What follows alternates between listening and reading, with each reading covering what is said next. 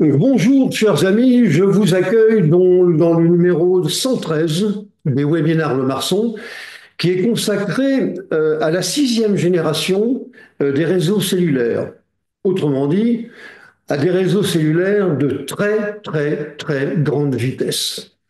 On va se poser d'ailleurs la question pendant tout le webinaire de l'intérêt de ce genre de réseau.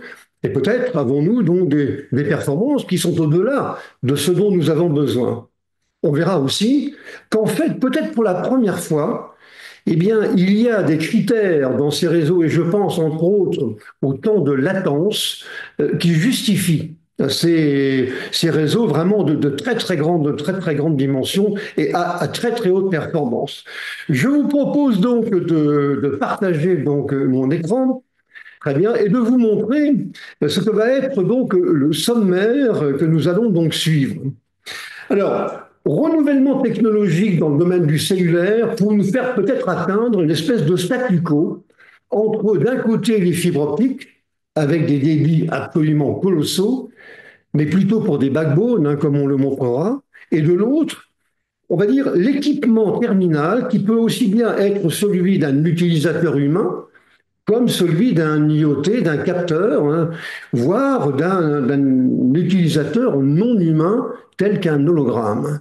Et on verra qu'en fait, ces technologies de 6G, mais aussi de 7G, vont ouvrir la porte à toute une série, on va dire, de nouvelles applications absolument extraordinaires dont on a pu rêver au préalable en supposant qu'elles pourraient nous apporter quelque chose en plus. Quelles sont donc ces applications? Pourquoi donc a-t-on besoin donc d'une 6G? Et le calendrier de donc 6G, 7G, en gros, si vous voulez, 2030, c'est la 6G, 2035, approximativement, hein, ça sera donc la 7G. Je vous montrerai donc les caractéristiques techniques de la 6 et 7 qui sont absolument extraordinaires, en particulier donc des vitesses de communication au-delà du terabit par seconde et donc des temps de latence, donc de mise en session inférieurs à la milliseconde, ce qui, encore une fois, va nous ouvrir des horizons assez étonnants. On va regarder donc ce spectre de fréquence on va dire, en le découpant en deux grandes parties. D'une part, dans les ondes millimétriques qui sont en gros entre 30 et 300 GHz, et puis on va dire entre 100, avec un chevauchement un peu de ce qu'on appellera le domaine terahertz, entre 100 GHz et donc 1 terahertz, voire au-delà, avec donc la 7G. La caractéristique de la 6G et de la 7G, c'est qu'elles mettent en œuvre, ou tout au moins elles seront compatibles avec un certain nombre de technologies, donc de compléments, qui ne sont pas systématiques, mais avec lesquels il sera donc compatible. Ce sera donc un élément que l'on appelle la communication et la détection intégrée. Ça, c'est fondamental. C'est le fait que la même onde électromagnétique sera capable non seulement de véhiculer des communications, mais en plus de détecter ce qui se passe dans l'environnement grâce à des capteurs qui vont donc équiper les antennes de nouvelle génération. Ce qui, par parenthèse, peut aussi poser un problème parce il va falloir faire une refonte de ces antennes, ce que pourraient ne pas forcément apprécier tous les opérateurs donc, de la planète. La 6G est un réseau essentiellement de satellites. Et avec une bataille qui arrive donc en perspective maintenant entre les grands opérateurs, et je pense entre autres aux opérateurs américains et aux opérateurs européens. Euh, le nerf de la guerre dans cette affaire, c'est un, d'avoir la technologie, et deux, d'avoir les lanceurs, et aussi des endroits pour lancer donc les fusées. Aux États-Unis, on a bien sûr toute une série d'offres qui existent, et en particulier celle de Starlink en basse altitude, avec donc Elon Musk, hein, qui est présent déjà à peu près avec 5000 satellites aujourd'hui, ce qui est quand même assez considérable, mais ça sera encore pire demain, puisqu'on en aurait a priori quelque chose comme 30 000 qui seront donc au-dessus de nos têtes. Et puis les Européens, qui ont des lanceurs à Kourou en Guyane, et donc ont montré donc leur maîtrise avec les fusées Ariane, et donc sont tout à fait capables de concurrencer les Américains. Et donc on se prépare à une bataille qui va être dantesque. Parce que les Américains cherchent avant tout à avoir le monopole de l'ensemble de la prestation donc Internet et en particulier donc du cellulaire qui va passer sur Internet donc en partie et donc pour lesquels il faut donc avoir une offre qui soit donc incontestable. Donc on parlera des réseaux non terrestres qu'on appelle les NTN qui sont très importants. Et puis par ailleurs, la 6G et la 7G eh bien, seront compatibles avec des technologies d'appoint. Par exemple, le RIS, donc qui sont des panneaux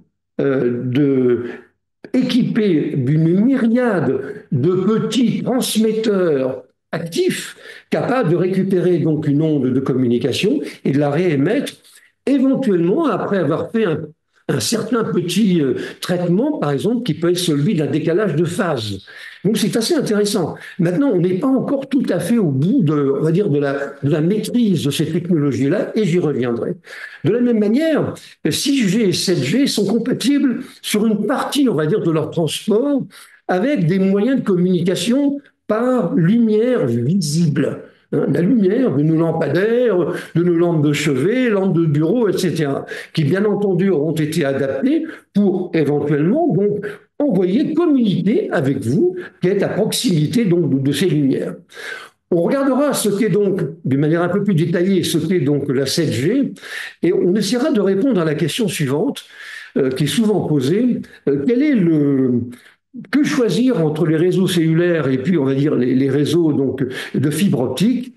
Pour ce qui me concerne, je pense que sauf dans le cas de l'installation de réseaux cellulaires privés, disons, dans le périmètre d'un campus, eh bien, la question ne se posera pas vraiment. Comme d'habitude, j'essaye un petit peu de positionner le marché tel qu'il est, et on peut donc l'imaginer pour demain. D'après Markets and Markets, eh bien, le marché donc, est estimé donc, à peu près en 2030 à 4 milliards de dollars. Évidemment, ce n'est pas beaucoup, mais il devrait passer assez rapidement à peu près à 70 milliards de dollars en 2035, au moment de l'arrivée de la 7G, avec une progression qui est quand même significative, puisqu'elle est de l'ordre d'à peu près de 75% tous les ans. Cela dit, ne prenez pas nécessairement, obligatoirement ces chiffres au pied de la lettre, parce que quand on regarde ce que disent les opérateurs et les observateurs aujourd'hui, il faut reconnaître que leurs chiffres sont quand même très contradictoires, donc on sera prudent. Alors, pourquoi la 6G?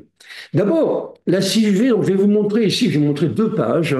Une avec des applications véritablement très spectaculaires et significatives, symboliques de ce qu'est la 6G et la 7G. Et puis après, on regardera un petit peu les applications donc, de complément. On pourrait se dire, pourquoi la 6G? Bien, peut-être parce que les usagers ne sont jamais rassasiés. Ils en veulent toujours plus. D'autant plus que maintenant, j'en suis convaincu, les besoins sont réels. Alors, il y a deux critères qui caractérisent donc ces réseaux.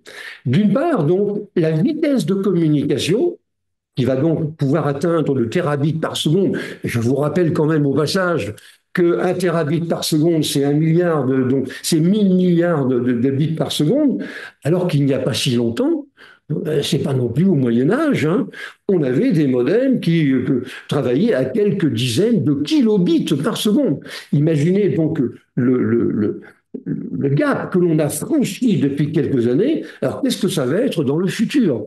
C'est pour ça que je pense que le paysage va se simplifier avec fibre optique, réseau cellulaire, donc à très haut débit, et des technologies de complément.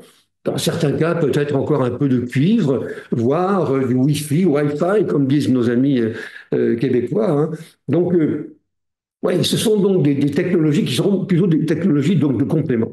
Bien. Et donc, le deuxième critère, c'est le fameux temps de latence. Alors, je rappelle ce que c'est. C'est le temps nécessaire pour qu'un équipement ou une application ou une personne puisse se mettre en session avec un fournisseur de réseau cellulaire. Il faut que ce temps de mise en session soit le plus court possible. Pourquoi?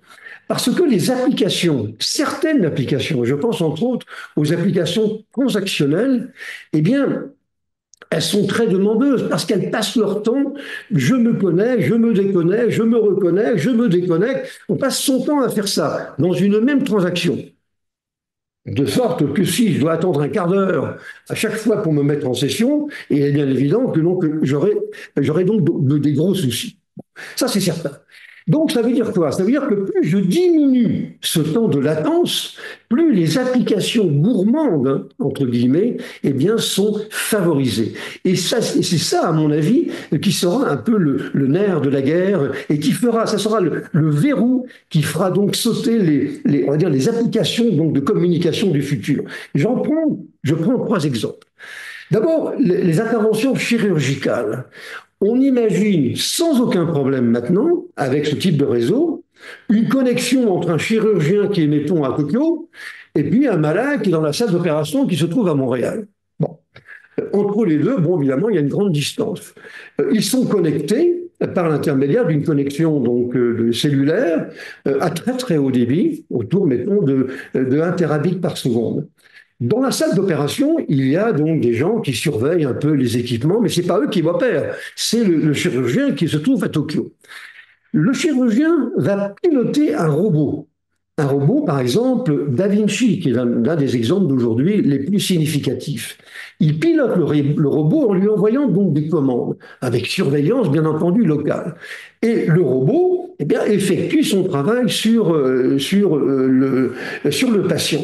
Alors, vous comprenez bien que s'il faut une demi-heure pour chaque commande, évidemment, ça ne va pas coller. Il faut que les commandes qui sont émises par le chirurgien soient prises en charge immédiatement par le robot sous contrôle des personnes. Bon, et ça, je pense que c'est une très bonne idée. On pourrait se dire, oui, mais moi, je ne veux pas me faire opérer par un robot. Eh bien, je pense qu'on aurait tort, parce que, a priori, le robot ne fera pas les mêmes erreurs qu'un chirurgien pourrait faire potentiellement. Il y a des exemples très nombreux, et je pourrais vous les donner. Donc, à la limite, pour des opérations qui nécessitent une finesse de l'ordre du micron, par exemple, les opérations sur les yeux, je pense qu'on a tout à fait intérêt à le faire par un spécialiste qui peut se trouver à l'autre bout de la planète, à condition qu'il y ait entre les deux donc un réseau cellulaire de très très haut débit. Deuxième exemple, celui de la robotique autonome. La robotique autonome, vous avez constaté donc avec moi que de plus en plus, les robots maintenant sont autonomes et donc interagissent avec leur environnement. Alors, quand il s'agit de récupérer quelques informations basiques comme la température, l'hygrométrie d'une salle par exemple, ça, on peut dire c'est relativement basique. Mais si on veut véritablement avancer et avoir donc des applications de type robotique, mais autonome, là encore, il va falloir que le robot puisse interagir d'une manière beaucoup plus précise que par le passé, avec un nombre très important, on va dire, de capteurs qui seront disséminés à droite et à gauche, qui lui permettra d'avoir une véritable autonomie. Et là encore, ça va passer donc par des vitesses qui sont quand même très importantes, et surtout, donc, un temps de latence, de mise en session extrêmement faible. Et puis, troisième exemple, on nous parle maintenant sans arrêt d'hologrammes qui participent donc à des réunions avec des humains, et puis il y a quelque part, il y a un algorithme qui est représenté donc par un hologramme en 3D. Bon, pour que cet hologramme soit crédible, il faut qu'il ait une allure humaine, et en plus, il faut qu'il ait un comportement humain. Donc, il soit capable d'interagir avec les personnes qui sont autour de la table, mais aussi éventuellement avec d'autres personnes qui se trouvent ailleurs, avec des applications qui se trouvent peut-être à l'autre bout du monde, et il a besoin, ne serait-ce que pour servir, il a besoin donc de réseaux cellulaires, lui aussi, à très très haut niveau. Bon, je pense que, encore une fois, la 6G et la 7G donc, seront des arguments de premier plan pour ce type d'application. Et puis, il y en a d'autres. Hein. Alors, bien entendu, tout ce qui est réalité virtuelle et réalité augmentée, les drones, on ne s'en servira pas uniquement pour faire la guerre. Hein. Un jour viendra, j'espère, où les drones pourront servir, et il est certain qu'ils ont un panel, on va dire, d'applications devant eux qui est colossal, mais des drones de très haut niveau, avec cette fois-ci, encore une fois, interaction avec l'environnement, interaction avec l'émetteur, celui qui pilote donc les drones, avec les applications sous lesquelles dans lesquelles il est sous le contrôle de ces applications. Donc là encore, c'est ça très très utile. Les véhicules autonomes. Les véhicules autonomes, Au-delà du fait que je considère personnellement, mais on n'est pas obligé de suivre mon avis, que ça sert à rien, hein, bon, apparemment, parce qu'on peut très bien prendre l'autobus ou prendre un train, il semblerait donc que les véhicules autonomes soient fortement poussés par les fabricants. Bon, très bien. Mais pour qu'ils puissent exister, là encore, il faut qu'ils puissent interagir avec la chaussée, des capteurs qui sont sur la chaussée, des applications qui sont peut-être réparties dans le monde. Vous voyez, la prise en compte d'événements instantanés tels que des embouteillages, des accidents, etc. Il ne faut pas que ça demande donc une demi-heure pour être pris en compte. Il faut que ça se fasse donc immédiatement. Je pense qu'il n'y aura pas de véhicule autonome s'il n'y a pas de réseau cellulaire à très haut débit et s'il n'y a pas non plus d'équipement donc fixe sur les chaussées. Hein. Bon, et ça, on aura l'occasion d'y revenir. L'éducation à distance, exactement la même chose. Les blockchains sera très, très demandeuse. Les objets, alors les objets, ce sera surtout la 7G, et là, il va s'ouvrir vraiment un panel d'applications avec la 7G qui sera absolument extraordinaire. Moi, j'ai toujours pensé que les IoT constituent la quatrième génération donc, des systèmes d'information, mais alors, avec l'arrivée donc de ces réseaux à très haut débit, là, on va avoir l'imagination au pouvoir. Hein. C'est que, vous voyez, on passera de la préhistoire véritablement au futur. Bon, les grands logiciels intégrés, les architectures dites sans couture, eh bien, toujours pareil. Il ne faut pas que sur un segment des communications, eh bien, il y ait un segment. Enfin, il ne faut pas qu'il y ait un segment faible. Hein, il fallait pas. Alors, bon, c'était un peu ce qui se passait auparavant. Vous avez beau avoir des vitesses colossales sur des fibres optiques, si à un moment donné, vous passez par des liaisons qui sont de basse vitesse, évidemment, vous serez pénalisé. Et j'ajouterai un autre élément, c'est celui des villes intelligentes. Actuellement, il n'y a pas de ville intelligente. Il y a, on va dire, des services de ces villes, de certaines villes, qui sont effectivement automatisés au sens de l'intelligence du comportement. Je veux bien.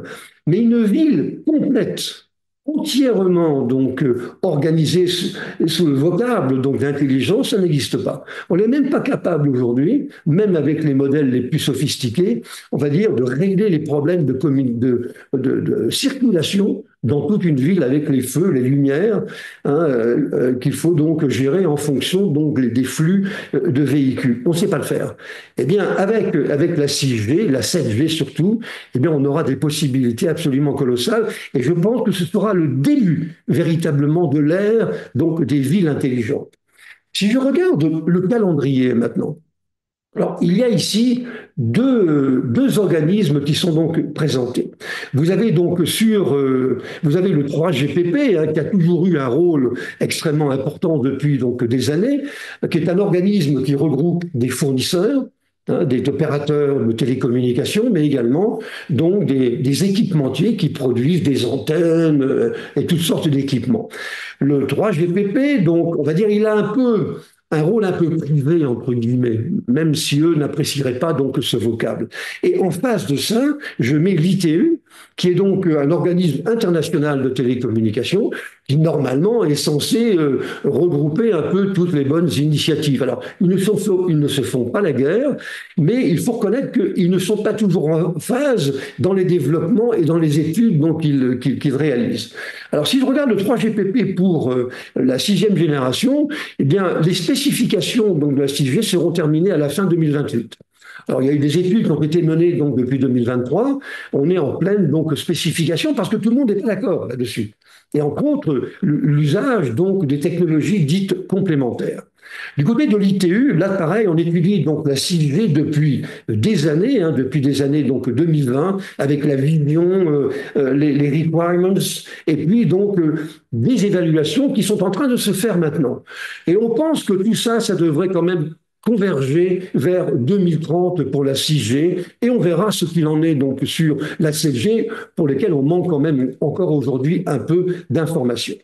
Alors regardez les caractéristiques techniques de la 6G. C'est complètement fou ce truc-là. Des vitesses de communication pour les liens centraux, pas nécessairement au niveau de l'usager. Eh bien, pour les liens centraux, on aura des vitesses qui pourront atteindre le terabit par seconde, donc le 1000 milliards de bits par seconde. La couverture spatiale Donc, sans couture, elle sera de très grande envergure. D'ailleurs, c'est ce qui caractérise à la fois la 6G et la 7G. Vous voyez? Et cette fois-ci, l'efficacité spectrale, on va l'exprimer non plus comme on le faisait auparavant, c'est-à-dire en nombre de bits par hertz de communication, vous voyez, mais maintenant on va parler de bits par hertz, par seconde, par mètre cube et par joule d'énergie consommée. Vous voyez, maintenant, on se préoccupe un petit peu d'abord de couverture spatiale, mais également de consommation donc énergétique. Vous voyez, on n'est plus uniquement lié aux fréquences, donc comme c'était le cas auparavant. Les temps de latence de la 6G seront inférieurs à la milliseconde. Bon, est-ce qu'une milliseconde, c'est suffisant pour des applications transactionnelles? Disons que ça commence à être bien. Hein.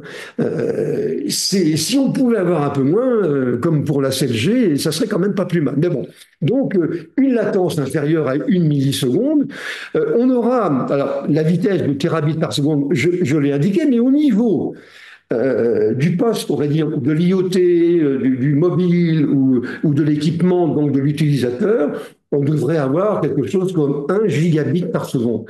Écoutez, c'est quand même pas mal, hein, parce que la plupart d'ailleurs aujourd'hui des utilisateurs terminaux de la fibre optique, en général, c'est ça, hein, c'est 100 mégabits par seconde, voire 1 gigabit par seconde pour les mieux lotis. Donc finalement, avec la 6G, on devrait avoir au niveau du terminal à peu près donc, les mêmes vitesses. Mais ce n'est pas pour les mêmes besoins. C'est pour ça que, comme je le dirai plus tard, eh bien, on ne peut pas opposer l'un à l'autre. Ouais, c'est ça donc qu'il faut dire. On aurait, alors, il y aura donc des versions dégradées, entre guillemets, pour les IoT, mais dégradées, j'aurais plutôt dû dire spécialisées pour les IoT, et très particulièrement, donc, la 7G, bien entendu. Bon.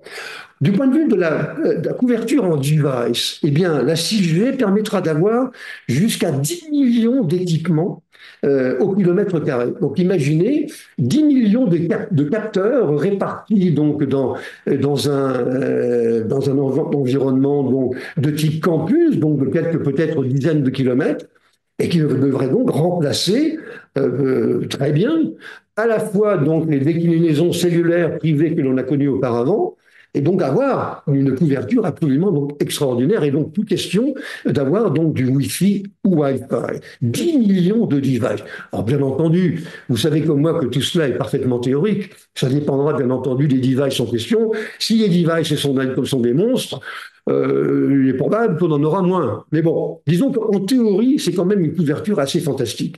Le délai de transit, ce qu'on appelle le délai de transit, c'est-à-dire le delay time, le temps nécessaire pour traverser le réseau, eh bien, il sera donc extrêmement faible, entre 10 et 100 microsecondes. Et alors, ce qui est assez étonnant, à titre de comparaison, le premier réseau de commutation de paquets que l'on a eu en France, c'était le réseau Transpac, avec sur le protocole donc X25. Le delay time était de 0,1 seconde. Donc 100 millisecondes. Vous voyez, donc 0,1 seconde, ça veut bien dire, enfin, c'est beaucoup plus, énormément plus que ce que l'on aura donc avec ces, on va dire, ces réseaux de type cellulaire à haut débit. En plus, ce réseau 6G est compatible avec les vitesses de déplacement. Et on estime qu'on pourra atteindre jusqu'à 1000 km/h. Eh bien, comme je vous le montrerai donc dans un schéma un peu plus loin, eh bien, la 6G comme la 7G seront très orientées vers les communications avec les satellites, les avions, les hélicoptères, les drones, et pourquoi pas les canards, puisqu'on y avait pensé à un moment donné avec des canards capables de servir de relais de communication. Bon, donc, vous voyez, donc des vitesses de déplacement de 1000 km/h. Alors, les trains, bien entendu, c'est très facile maintenant, hein, quelques centaines de km/h, voilà. Grande fiabilité également. Le réseau est estimé avec une fiabilité de l'ordre de 1 erreur par milliard de bits transmis. Alors, c'est pas zéro, parce que zéro, on ne pourra jamais l'atteindre. Mais en tout cas, c'est quand même bien. Ça veut dire que ce type de réseau pourra être utilisé pour des applications qui seraient centrales et voire même un peu dangereuses du point de vue donc sécurité, à qui on demandera une fiabilité très importante. Le standard, donc 6G comme la 5G et la 4G au préalable, donc, est donc déclinable en version donc privée Et là, les responsables réseau vont avoir à traiter, à répondre à la question, qu'est-ce que je vais installer? Est-ce que je prends un cellulaire privé 6G, ou est-ce que je vais donc prendre du Wi-Fi, hein. Donc là encore, on va se retrouver devant cette question. Alors, je rappelle que en termes de densité donc, de device, la 5G, c'était 1 million. C'est-à-dire qu'on a multiplié par 10 le nombre de devices connectables. Bon.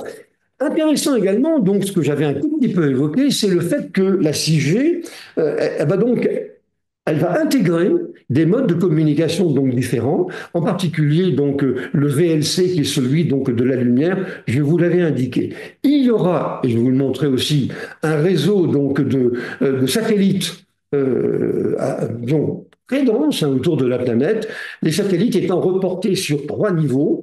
Le niveau bas, celui qu'utilise par exemple Starlink actuellement pour ses 5000 satellites, qui se situe entre 800, on va dire 800 km et 2000 km. Vous avez ensuite la couverture de type moyenne, avec des satellites qui commencent à partir de 2000 km, mais vous avez également des satellites donc géostationnaires qui se situent à un peu moins de 36 000 km. Donc l'idée étant qu'un satellite géostationnaire qui va donc servir ce genre de réseau, eh bien il tourne autour de la Terre, enfin il a la même vitesse que la vitesse de rotation de la Terre. Donc il est toujours à la verticale du même point. Alors que sur une distance de 800 km à 1000 km, eh bien, il faut à peu près le satellite tourne autour de la Terre en un quart d'heure. Et donc, en fait, vous voyez, il change de position, ce qui veut dire que l'algorithmique qui est embarqué donc, dans les satellites sera évidemment plus complexe. Toutefois, lancer un satellite à 36 000 km, évidemment, c'est pas du tout la même chose que de lancer donc, un satellite à 800 km. C'est pas pareil. Mais ça, c'est fondamental.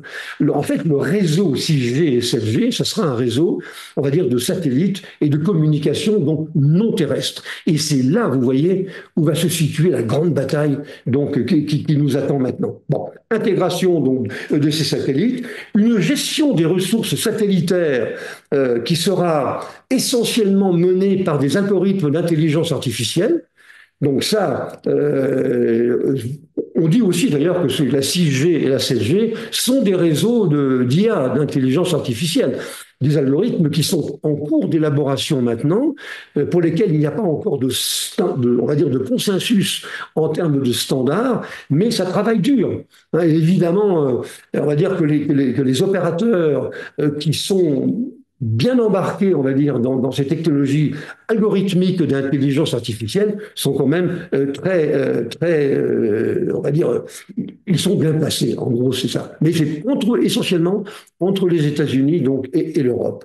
Et puis enfin, alors ça c'est pas d'aujourd'hui. Hein, on espère peut-être que les outils, que ces réseaux seront capables de se recharger, les équipements donc il y aura là-dedans, à l'aide de l'environnement, ce qu'on appelle le harvesting.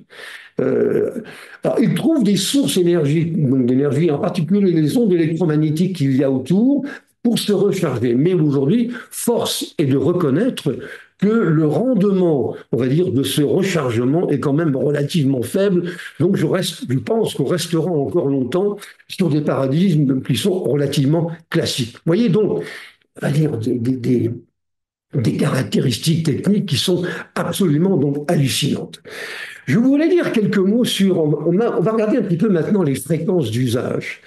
Je disais que ces nouveaux réseaux, donc cellulaires à très haut débit, se répartissent en gros entre le bas des fréquences, ce qu'on appelle donc les ondes millimétriques, et puis les ondes à très haute fréquence, hein, entre 100 GHz et puis 1 THz. Les ondes millimétriques, en gros, c'est entre 30 et 300 GHz. On dit qu'elles présentent un certain nombre d'avantages, mais aussi un inconvénient parce qu'elles sont mises à notre disposition depuis un certain temps. On n'a pas eu les mêmes contraintes pour ces ondes que pour on va dire, des espaces inférieurs, mettons, aux gigahertz, qui étaient beaucoup plus contraignants. Il fallait avoir des autorisations. Voilà. Et pendant longtemps, pendant un certain temps, eh bien, ces ondes millimétriques ont pu être utilisées sans véritablement avoir une autorisation dûment envoyée. Avantage de ces ondes, alors je vous rappelle une chose qui est importante, c'est que La fréquence d'usage, elle est liée donc à la longueur d'onde par une formule.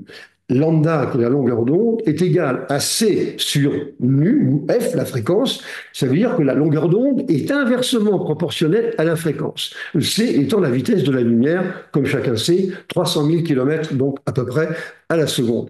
Plus la longueur d'onde est faible, plus la fréquence est élevée.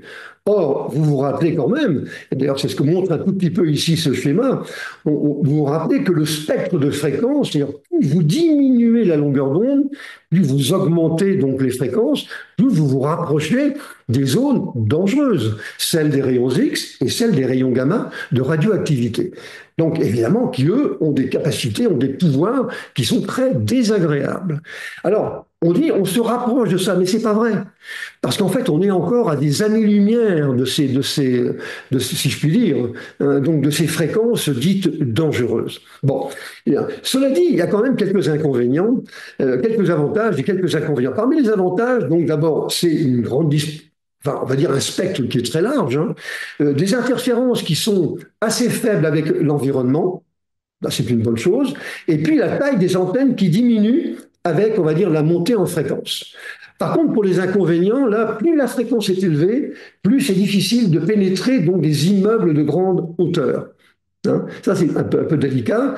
Et puis, ce sont des ondes qui sont assez sensibles avec un environnement donc physique, par exemple le feuillage des arbres, les gaz de l'atmosphère, etc. Et encore une fois, le spectre commence aujourd'hui à être donc très, très encombré. Donc, de l'autre côté, on va dire que le domaine terahertz, lui, il s'étend donc de 100 gigahertz à peu près à 30 gigahertz. Donc, en gros, entre 0,01 et 3 mm de longueur d'onde, ce qu'on appelait autrefois donc l'infrarouge lointain, autrefois, il y a quelques années, hein, l'infrarouge lointain, donc, ou les ondes submillimétriques. Elles ont, ces ondes, un pouvoir très important, un très fort pouvoir pénétrant, mais pas pour tout. Donc, par exemple, elles pénètrent certains matériaux non conducteurs qui ne contiennent pas d'eau, par exemple les vêtements, le papier, le bois ou le carton. Elles sont peu énergétiques et surtout elles sont faiblement ionisantes. Alors juste un mot sur ce point, c'est qu'en fait les ondes électromagnétiques se divisent en deux grandes familles. Il y a celles qui ont un pouvoir ionisant, c'est-à-dire que, quelle que soit la vitesse, elles modifient la structure atomique des cibles auxquelles elles parviennent. Ça, c'est dangereux. Et c'est ce que font effectivement les rayons X ou les rayons gamma. Par contre, une onde non ionisante, même sur des fréquences relativement élevées, eh bien, ne perturbera pas l'état physique, moléculaire et atomique de la cible à laquelle elles parviennent. Alors, ça c'est vraiment fondamental. La FCC, donc, est un organisme américain donc, de surveillance, on va dire, du monde des télécommunications et qui, lui, attribue les fréquences d'usage pour lesquelles, je vous le rappelle, il n'y a pas non plus de consensus au niveau mondial, hein, eh bien, a attribué donc des droits d'usage, des droits de test à un certain nombre d'opérateurs avec des licences donc de 10 ans. Voilà. Donc on est quand même parti là-dessus maintenant d'une façon, on va dire, assez ambitieuse. Alors, ces réseaux, dont je vous le disais, donc, vont vers des fréquences qui sont très importantes. Alors je vous ai rappelé ici un certain nombre donc, de critères qui concernent donc ces fréquences. D'abord, je vous ai mis les spectres de fréquences entre la vieille 4G. Il y a encore beaucoup de gens qui sont équipés en 4G. Vous avez donc les spectres 5G et puis les spectres 6G jusqu'au terahertz. Alors, il y a un élément qui est très important également. C'est ce qu'on va appeler la modulation. Les techniques de modulation, c'est quoi? On va utiliser une porteuse, un courant électrique ou une onde électromagnétique, une porteuse est sinusoïdale, c'est-à-dire qu'elle a des périodes. L'idée de la modulation, c'est qu'on embarque dans une période un certain nombre d'informations. Autrefois, on en mettait une d'informations, après on en a mis deux, après on en a mis quatre, après on en a mis 8, 16, etc. Dans la même période. Hein. Maintenant, avec cette technologie-là, on arrive, on va dire, à des techniques, on va dire, de modulation dite quadratique, qui emportent donc sur la même période plus de 1024 informations donc différentes.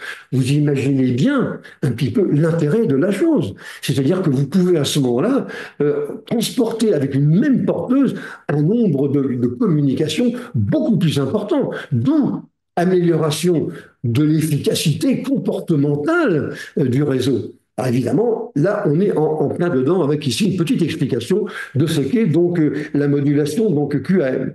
Et vous avez ici en bas, je vous ai mis donc un schéma donc qui vous montre un petit peu le positionnement donc des mégahertz, de gigahertz et terahertz. Et vous voyez quand même que les rayons gamma et les rayons X, qui se trouvent eux à des fréquences rayons X, des fréquences donc hexahertz, alors que les rayons gamma eux sont à des fréquences de zétahertz. Alors là, on est vraiment à des niveaux qui n'ont donc plus rien à voir avec ce qu'on a pratiqué jusqu'à maintenant. A priori, la 6G devrait avoir au moins au départ, peut-être, hein, il n'y a rien de garanti sur ce sujet, trois usages différents avec des bandes de fréquences différentes. Entre 7 et 20 GHz pour des communications urbaines avec un usage intensif et puis la technologie dite MIMO, qui est une technologie qui permet de faire du multiplexage aussi bien en émission qu'en réception, qui a été mise en œuvre pour la première fois à partir depuis la 5G, hein, alors que le multiplexage dans un seul sens a été mis en place sur la 4G. Ensuite, il y a un deuxième niveau qui est celui de 460 à 694 GHz pour des couvertures cette fois-ci plus étendues, et puis le terahertz pour des communications sur des distances très importantes et avec des débits très importants. Cela dit, au Canada, en France, en Suède, ça ne sera pas forcément ça. Hein. Tout dépendra, bien entendu, de l'attribution qui sera faite par les organismes qui sont chargés de cette fonction. Bon, vous voyez donc le mur de fréquence qui est aujourd'hui donc franchi. Alors, je viens de vous dire que la 6G va donc faire un usage très important donc du multiplexage. D'un côté, vous avez des antennes. Une antenne va émettre vers plein donc de récepteurs, ne serait-ce qu'à travers l'utilisation donc de la quadrature donc en termes de modulation. Et puis vous avez les récepteurs qui eux vont récupérer des informations qui vont venir donc de plusieurs émetteurs, de plusieurs antennes. Le multiplexage, il se fait dans les deux sens, avec maintenant donc des performances en 6G et probablement plus encore en 7G, absolument extraordinaires. Et donc on aura cette fois-ci une efficacité complète, hein, enfin complète, au moins enfin, très optimale des installations donc d'antennes et de terminaux. Donc multiplexage massif, au-delà bien entendu de tout ce qu'on a connu donc avec la 5G. Alors un point important qui caractérise donc le monde donc de la 6G, c'est ce qu'on appelle l'ISAC.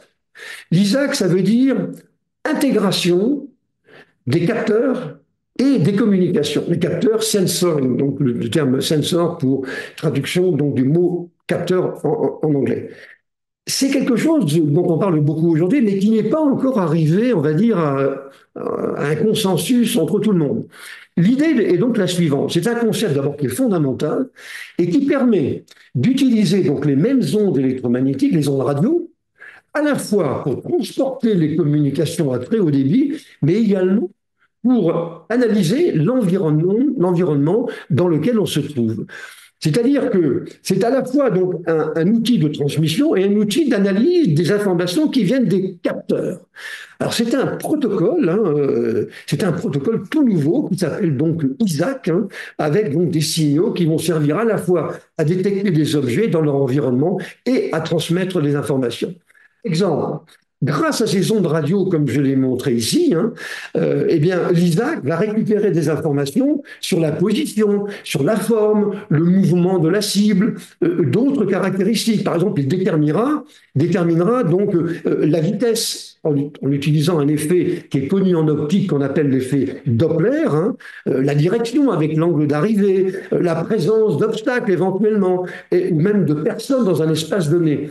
Et comme il va exploiter donc des caractéristiques spécifiques de la propagation donc des ondes, il sera capable d'interagir avec l'environnement, par exemple en se réfléchissant sur des surfaces, ce qui nous permettrait donc de voir au-delà de la ligne de vue directe.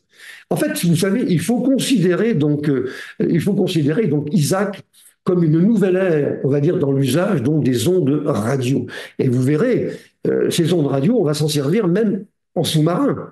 Donc c'est quelque chose vraiment d'assez extraordinaire. Maintenant, Isaac, c'est pour ça qu'il n'y a pas encore tout à fait consensus maintenant, induit donc de mettre en place dans la nouvelle 6G des antennes quand même qui ont été modifiées. Il faudra, parce qu'il va y avoir un travail algorithmique relativement important à faire réaliser, là encore avec un apport donc de l'intelligence artificielle, et donc il faudra donc, on va voir comment ça va se passer. Pour l'instant, il n'y a pas encore véritablement de décision donc finale, mais ça ne devrait pas tarder. C'est pour ça que l'ITU et 3GPP sont quand même des organismes qui sont concernés de près. Et si je peux me le permettre, je recommanderais aux responsables réseau des entreprises de regarder de près quelles sont les annonces faites par ITU et celles qui sont faites par 3GPP. Donc, il faut avoir en tête ce nouveau concept qui est celui donc d'ISAC. Bien. Alors, les techniques maintenant d'appoint. Technique d'appoint, je vous ai dit, une technique telle que le RIS, on appelle ça aussi le LIS, ce sont des surfaces intelligentes de grande taille ou des surfaces intelligentes réflexives, c'est la même chose. Hein. Ce sont des surfaces qui sont remplies avec des petites cellules qui sont des cellules actives. Alors, de certains cas, on parle de cellules passives parce que ça ne fait que réémettre le signal. Mais moi, je préfère parler on va dire, de cellules actives parce qu'en général, elles ont un certain travail à faire, voire même un travail qui est peut-être relativement conséquent, qui aujourd'hui quand même pose souci et constitue l'un des challenges qu'il y a derrière cette technologie. Donc, vous avez des panneaux qui sont tapissés donc avec ces cellules actives, qui reçoivent des signaux, les réémettent éventuellement avec une modification de la phase du signal, ou alors font un certain nombre de calculs et puis de traitements qui sont appliqués donc à ce signal. Vous voyez, donc on reçoit une onde incidente, on fait un petit traitement donc dessus et on réémet. On n'a pas besoin de stopper donc l'onde de sortie, c'est simplement on va dire, un intermédiaire. Alors, le gros avantage, c'est que, eh bien, on va voir apparaître maintenant dans les usines et même dans les villes intelligentes, on verra des panneaux comme ça qui vont avoir le gros avantage d'augmenter, si vous voulez, les capacités donc de transmission des villes et puis des usines. Alors ça, ça va être la condition de savoir le faire. Hein. Là aussi, c'est pas toujours certain. On pourra mieux optimiser parce qu'on pourra mieux comprendre les réseaux cellulaires en place et les réseaux cellulaires à très haut débit. Donc, on les utilisera mieux grâce à cet algorithmique qui éventuellement sera embarqué là-dedans. La consommation électrique pourra être réduite avec ça. Et puis finalement, une plus grande, on va dire, capacité de reconfiguration lorsque les conditions de réémission ou les conditions de communication pourraient changer d'une manière instantanée. Bon, problème, là encore, avec ces équipements, c'est pour ça qu'on n'est pas tout à fait encore au consensus, c'est qu'il faut modifier peut-être certains standards actuels des réseaux cellulaires. Alors évidemment, les prestataires ne sont pas forcément d'accord avec ça. Cela dit, attention, ce n'est pas une obligation. Hein. Si on veut continuer à travailler sans mur intelligent, c'est pas gênant. Mais peut-être que ça vaut la peine lorsqu'ils seront donc disponibles, disons, à des prix acceptables, de regarder un petit peu comment ça marche. Hein, pour les gros utilisateurs et les opérateurs, croyez-moi, ne nous ont pas attendus donc pour ça. Du côté de la lumière visible, voilà encore donc un concept donc qui existe maintenant depuis pas mal de temps. Alors c'est drôle parce qu'il y a une sorte de géographie de la chose. Par exemple, en France, on est très très avancé dans ce domaine. Pourquoi? Peut-être parce que les centres de recherche ont été intéressés par cette technologie, mais peut-être moins dans d'autres pays. Il y a un peu une géographie, on va dire, de la communication par la lumière visible.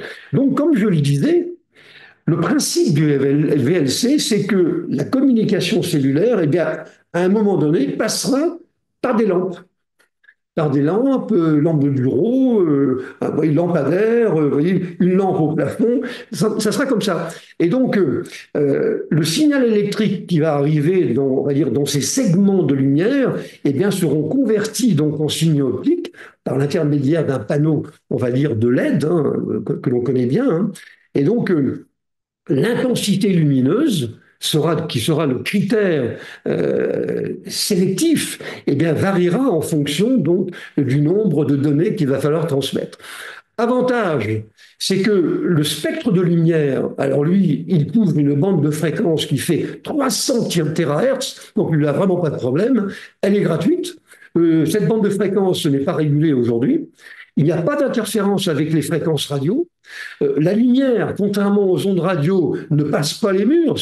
Donc ça nous permet à nous de bien cloisonner, on va dire, les segments de communication dans l'entreprise, mais c'est aussi une contrainte puisqu'on ne peut pas traverser les murs. Évidemment, ça peut être un petit peu gênant. La bande passante, donc considérable, et a priori, parce qu'on le saurait depuis le temps, eh bien, il n'y a pas de risque pour la santé.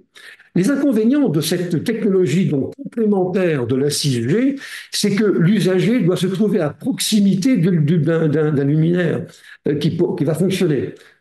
Donc, l'équipement Li-Fi lui-même ne peut pas capter le réseau si vous l'avez dans la poche. On est vraiment dans la lumière, hein, c'est évident.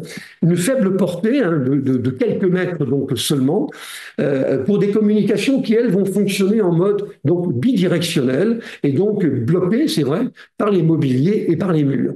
Il peut y avoir un risque d'interférence avec d'autres sources lumineuses, hein, pas nécessairement donc des ondes radio, d'autres sources lumineuses. C'est une technologie donc encore confidentielle, je vous ai dit qu'elle était même d'une certaine manière un peu géographique, et sa prise en compte, de mon point de vue en tout cas, dans la 6G, n'est pas aussi évidente que ça. Les opérateurs, aussi bien chez 3GPP que pour les standards, donc les organismes de standardisation tels que l'ITU, ne sont pas encore très précis sur ce sujet. On verra donc ce qu'il en sera. En fait, c'est loin d'être gagné, hein, tout ça. Donc, moi, je vous parle, on est quand même à 5 ans encore aujourd'hui la première arrivée donc, de ces réseaux. 5 ans. Donc, il y aura encore un grand nombre de challenges qu'il va falloir donc résoudre. Je les ai regroupés ici, donc, en ce qu'on appellera des challenges de type architecture, des challenges technologiques et puis des challenges sociaux. Par exemple, dans le domaine architectural, ce sera l'opposition entre le Service Level Agreement, les SLA, contre le best effort, c'est-à-dire ce que pourra faire au mieux donc le réseau, mais on ne pourra pas peut-être toujours imposer donc un SLA. Donc il y aura quand même des choses à améliorer là-dedans. Bon, je peux citer également des challenges fondés sur l'intelligence artificielle. On n'a pas encore une très grande expérience encore de tout ça. Je ne dis pas qu'on est nul en intelligence artificielle, c'est pas ça. Mais l'usage de ces algorithmes qui sont très complexes dans le domaine donc des réseaux à très haut débit, bon, on manque encore un petit peu donc d'expérience. Le fait d'atteindre des couvertures grâce aux réseaux satellitaires, donc non terrestres bien sûr, à 100%, là encore. On se rappelle, c'est un petit peu ce que disaient, on va dire, les promoteurs de la 5G, et disaient que là aussi, on aurait une couverture mondiale qui serait parfaite. On s'est bien rendu compte que ce n'est pas tout à fait le cas. En termes technologiques, on manque, on va dire, là aussi d'expérience sur les fréquences très très hautes. Hein. Les relais. Les relais qui nous permettent, alors les relais, ce sont les hélicoptères, des équipements qu'on appelle les HAPS, hein, et je vais évoquer pourquoi pas les canards, hein. L'extension par des relais, on est encore un peu jeune là-dedans. Donc, il y a encore des progrès donc, à faire. Bon, dans le domaine social, c'est la sécurité des réseaux. C'est le fait que on n'est pas encore tout à fait à jour en matière de réactivité, hein, de redondance, de reprise en cas de plantage de réseau. Vous voyez, et quant à la contribution environnementale, on peut toujours dire qu'on va essayer de faire au mieux, mais je pense qu'on ne fera pas grand-chose. Hein. Parce que je vous dis, moi je crois que derrière tout ça, il y a véritablement une bataille, mais colossale, qui va opposer donc les opérateurs mondiaux entre les Américains et les Européens. Et vous savez comme moi que aujourd'hui, le contexte du fait du nouveau président américain va exacerber évidemment cette opposition.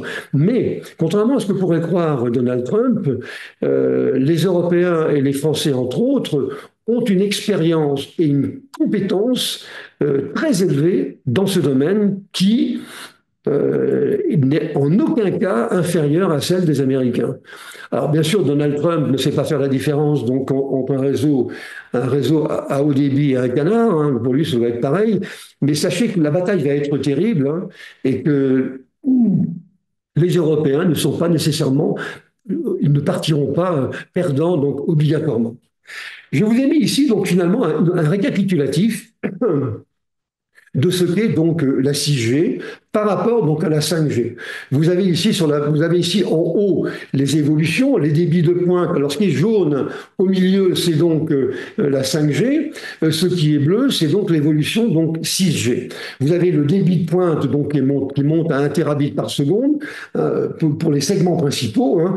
Les vitesses opérationnelles au niveau usagé en gigabits par seconde, vous voyez, de 0,1 gigabit, on va dire à 100 mégabits en gros, à 1 gigabit par seconde. L'efficacité spectrale, dont je vous rappelle qu'elle tient compte maintenant des volumes, on va dire, dans lesquels donc s'expriment ces ondes, et également donc l'énergie consommée. Bien. Donc elle a été améliorée par 3. La vitesse, on voit de la vitesse, vous voyez, 200 à 300, 400 km/h pour la 5G. Maintenant, on passe à peu près donc à 1000 km/h, voire au-delà. La densité, donc en device, vous avez dit, c'est 10 millions de devices au kilomètre carré, donc par rapport à 1 million pour la 5G. L'efficacité énergétique du réseau, donc là encore, a été multipliée donc par 100 de façon considérable. Et puis l'amélioration donc du trafic en termes de surface, c'est-à-dire le critère du nombre de gigabits par seconde ramené au mètre carré.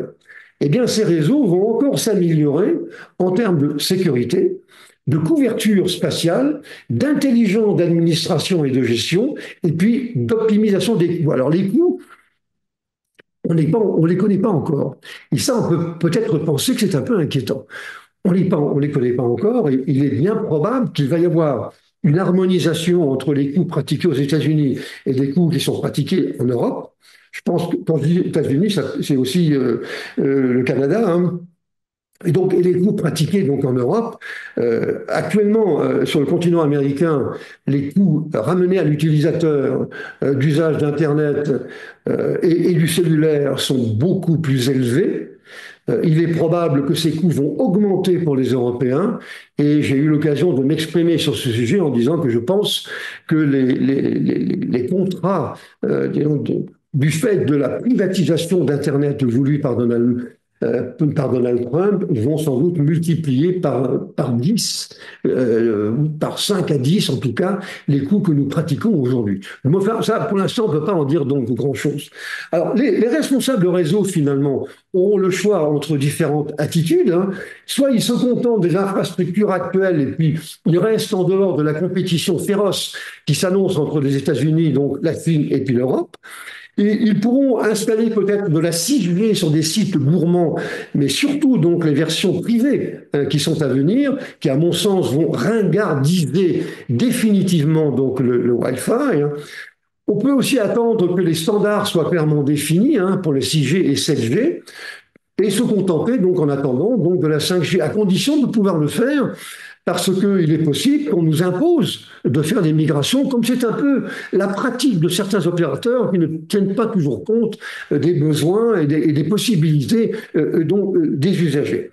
En plus, la position, comme je vous l'ai dit, des opérateurs n'est pas encore totalement définie partout, et en particulier par rapport donc à ce protocole ISAC hein, de mélange de transport des informations électromagnétiques par rapport donc à l'analyse des capteurs environnementaux.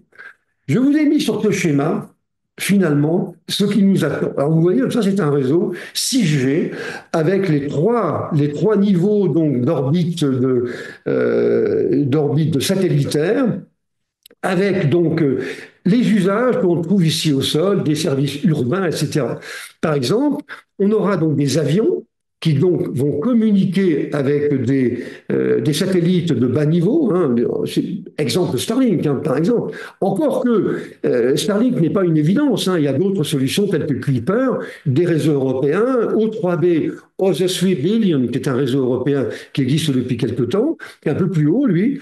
Donc, ces avions vont communiquer avec des satellites qui sont en orbite basse. Bien. Et puis, les satellites, eux, communiquent avec des antennes au sol NTN, donc spécifiques de ces réseaux satellitaires, ce qu'on appelle donc les backhauls, auxquels sont connectés donc directement les utilisateurs, tels que ceux qui ont un téléphone. On va communiquer avec des bateaux qui se déplacent, bien entendu. On va communiquer avec, je ne l'ai pas mis ici, mais bon, on pourrait, manque de place, on pourrait donc l'imaginer, ils vont communiquer avec des sous-marins, avec des nageurs qui seront dotés d'un moyen de communication donc dans l'eau. Et les ondes électromagnétiques et les ondes radio 6G vont passer donc ce cap et pourront aller très, très en profondeur dans les, on va dire, en mer et dans les surfaces donc assez profondes. Hein. Ça, c'est une certitude. Et puis, bon, ils vont communiquer, alors, les satellites vont communiquer avec des équipements, on va dire, intermédiaires, hein, ce qu'on appelle les HAPS, vont communiquer avec des drones qui peuvent servir donc d'intermédiaires également, et on pourra communiquer directement avec des usagers qui auront soit un mobile, soit dans une voiture, donc, qui seront donc branchés directement sur le satellite. Ils communiqueront avec des drones qui eux-mêmes seront connectés donc à des antennes au sol. La question posée étant de savoir que vont devenir finalement les opérateurs au sol, ceux qui sont, qu'on appelle les fournisseurs d'accès Internet. Bon, il paraît relativement clair maintenant que, disons, les opérateurs satellitaires voudraient bien les supprimer. Alors, ça ne sera pas toujours faisable pour des raisons politiques, parce qu'on leur interdira. Hein, c'est déjà le cas actuellement avec Starlink d'Elon Musk. Mais l'idée, c'est quand même que le réseau 6G, 7G soit un réseau purement satellitaire et que finalement ne restera au sol que ce qui sera vraiment nécessaire et qui sera donc appelé donc à disparaître. Ça, c'est une opinion, on va dire, qui me concerne, qui est la mienne, mais je pense qu'on n'en sera pas très loin. Je voudrais signaler également un point qui pose souci. Ce qu'on appelle les ISL, au niveau par exemple bas ou au niveau moyen, les satellites communiquent entre eux et embarquent donc des algorithmes d'intelligence artificielle extrêmement performants et complexes. Des choix ont été faits.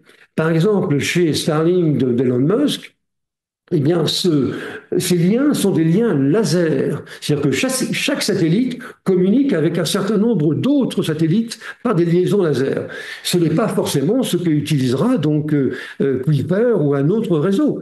Donc, il n'y a pas encore aujourd'hui, on va dire, d'explications claires, tout au moins de choix définitifs, standardisés, qui seront faits. Je vous mets ici une cartographie de tous les usages qui pourraient intervenir, mais il y a encore beaucoup de points d'interrogation.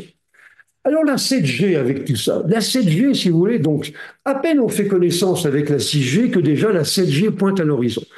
Alors ce que l'on peut dire aujourd'hui, hein, à peu près, hein, on devrait avoir des vitesses de communication 1000 fois plus grandes que celles de la 5G. Et donc jusqu'à plusieurs terabits par seconde, on envisage 3 terabits par seconde, et peut-être plus.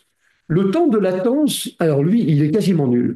0,01 millisecondes, c'est quasiment du temps réel. Et vous voyez l'intérêt pour les applications, ça c'est certain. La couverture, là encore, est annoncée pour être mondiale et devrait donc couvrir les zones qui sont vraiment qui sont faiblement équipées actuellement. Hein. Mais ça, on le dit depuis la 5G, j'attends pour voir. L'intégration de l'intelligence artificielle sur le réseau 7G, dont je rappelle qu'il sera disponible en 2035, eh bien, devrait donc être encore plus spectaculaire que pour la 6G. Et ça sera très orienté vers des applications de type IoT et précisément pour les villes intelligentes.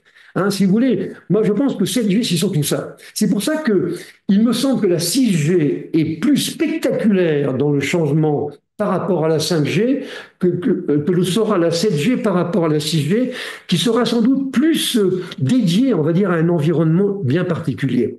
Alors, voilà, c'est ce que si vous voulez, si la 5G et la 6G peuvent être perçues comme des réseaux à orientation confort des utilisateurs, la 7G, ça sera le réseau des IoT qui favorisera donc des applications qui sont encore considérées aujourd'hui comme de la science-fiction. Bien. Je vous ai regroupé sur ce tableau ici donc un certain nombre de ces caractéristiques un peu plus complètes, vous voyez, entre une comparaison entre le 5G et 6G avec les types d'applications et puis leurs définitions qui sont indiquées en bas et en haut à droite, les types de devices que l'on peut embarquer, hein, par exemple, en 6G, on pourra implanter donc des implants dans le corps humain, donc intelligents, c'est-à-dire que le corps humain va interagir avec le satellite, et j'en connais beaucoup qui n'apprécient pas du tout, hein. Mais bon, ça sera probablement comme ça, hein. Amélioration de l'efficacité spectrale, donc qui a été de 10 pour la 5G, maintenant elle est de 1000 pour la 6G, et encore mieux pour la 7G. Les débits, on en a parlé, les délais de mise de bout en bout, donc qui sont extrêmement faibles, les délais uniquement pour les ondes électromagnétiques, pour le traitement des ondes radio très faibles, divisé donc par 10 à 10 nanosecondes pour la 6G, la durée de traitement donc d'un en-tête d'une onde, là encore divisé par 10, les fréquences utilisées, on ne revient pas là-dessus, et j'ai regroupé ça avec quelques architectures donc qui seront donc proposées. Alors, moi, je pense que pour les utilisateurs, il ne faudra pas se précipiter comme des fous, hein. Ça sera utile d'abord, je vous l'ai dit, hein, de suivre les décisions qui seront prises par les opérateurs et puis par les organismes de normalisation. Je pense qu'il y aura de plus en plus d'offres verticales dans le domaine de la santé, de l'éducation, des usines, oui, pour la fabrication, et donc des villes intelligentes avec vraiment on va dire des offres très très très spécialisées. Je pense que, et je fais un pronostic, le cloud hébergera 80% des besoins. Les usagers, ils se focaliseront sur les problématiques des terminaux, c'est-à-dire utilisateurs et capteurs, mais je pense que l'essentiel sera porté par les clouds. Et vous avez remarqué comme moi que finalement, les opérateurs du cloud, opérateurs de télécom satellitaires, ce sont les mêmes. Donc évidemment, celui qui a tous les leviers de commande est effectivement beaucoup mieux placé pour imposer donc son offre. Dernière question que je voulais donc aborder donc avec vous, c'est est-ce qu'on aura à choisir demain entre la 6G et la 7G? Alors, ce qu'on peut dire, c'est que les vitesses sont quand même relativement proches maintenant. Pas les mêmes, mais relativement proches. Mais les fibres optiques, quand même, ont des capacités absolument prodigieuses. Et j'ai repris ici l'exemple des chercheurs japonais donc, de NCIT qui ont fabriqué une fibre qui émet à une vitesse de 319 terabits par seconde. Absolument donc colossal, et sur une distance non pas de 20 centimètres, mais de 3000 kilomètres. Alors évidemment, vous savez, on fait une distinction entre les fibres monomodes, les fibres multimodes, à gradient d'indice, etc. Donc on a atteint des vitesses qui sont quand même prodigieuses, hein. Alors que on estime dans le même temps, ben là, c'est une cote mal taillée, hein, que on va dire, le débit de pointe d'Internet tous les utilisateurs regroupés est de l'ordre de 100 terabits par seconde. Ce qui voudrait dire qu'une seule communication avec une fibre optique, mais c'est une vue de l'esprit bien entendu, eh bien, est suffisante pour transporter et protéger l'ensemble du trafic Internet.